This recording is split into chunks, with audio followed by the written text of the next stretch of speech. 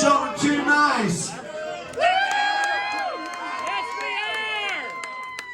Yes, we are.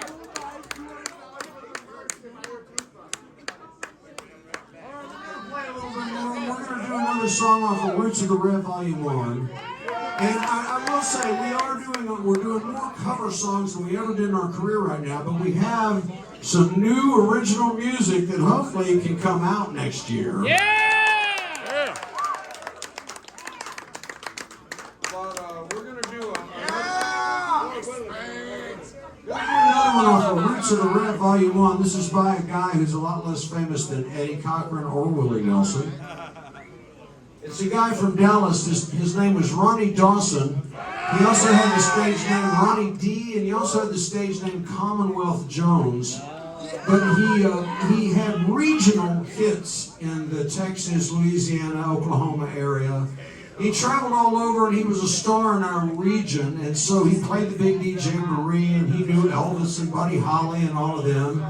But Ronnie never had a national hit, and so he was a great rockabilly, rock and roll young guy.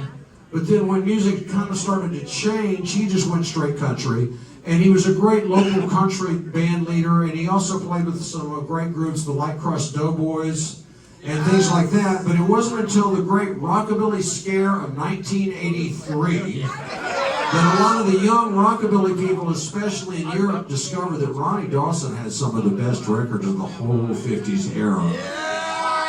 And so there were these compilation albums were coming out that would have 1, 2, 3, as many as 4 Ronnie Dawson songs, and several of them had a Ronnie Dawson song as the very first song because they were so great. So he had a whole second career in rock and roll. He traveled all over Europe, the U.S., Canada, Australia. He was on the Conan O'Brien show, and it was really cool. And we got to know him really well. We got to back him up, and I'd go hang out with him and have lunch and that kind of go to his apartment and stuff. He was a super cool guy. He recorded a song I wrote in the 80s. He recorded a song I had called Rockin' Dog.